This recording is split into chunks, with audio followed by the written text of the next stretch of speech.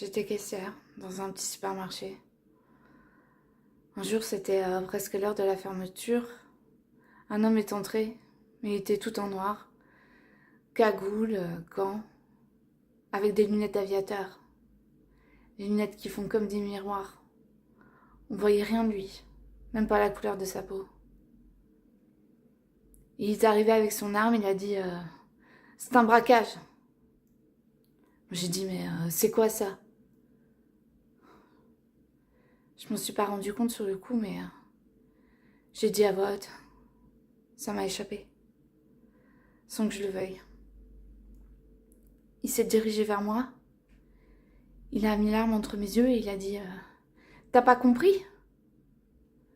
Je me voyais dans le reflet de ses lunettes. Mon visage à moi avec l'arme entre mes yeux. J'ai cru qu'il allait me tuer. Ton heure est venue, je me suis dit.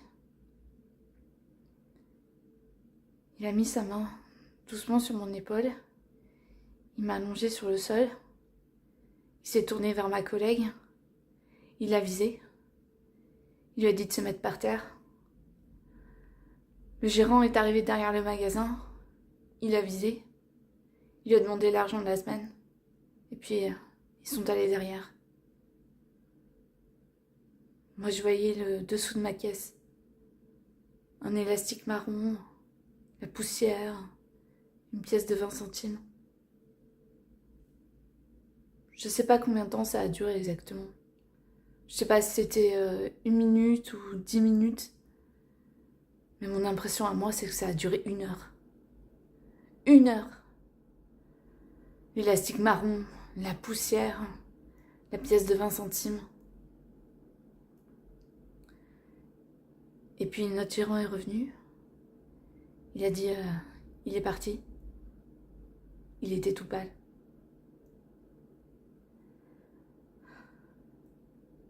Avec ma collègue, on s'est relevé tout doucement. Elle arrêtait pas de pleurer. Moi, j'y arrivais pas. Parfois, je me dis que si j'avais pleuré sur le moment, peut-être que j'aurais pas sombré comme ça après. Ma collègue, elle a fait des cauchemars et tout.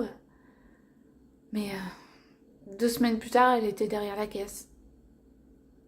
La vie est reprise. Mais moi, j'ai dégringolé. Je fais plus rien. J'ai développé un tas de phobies. Dans la rue, dans les transports, dans les magasins. Pour emmener les enfants aux activités. Je regarde la télé, je prends du poids. Pour dormir, je prends des calmants. Pour sortir, je prends des cachets. Pour aller au spectacle de danse de ma fille. Sinon, je fais des attaques de panique. Je suis désagréable avec tout le monde. Avec mes enfants, avec mon mari.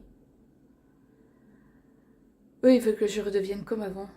Avant moi, j'étais gaie, j'étais souriante. Maintenant, je m'énerve pour rien. Je suis en colère tout le temps. Je suis une mauvaise mère, moi.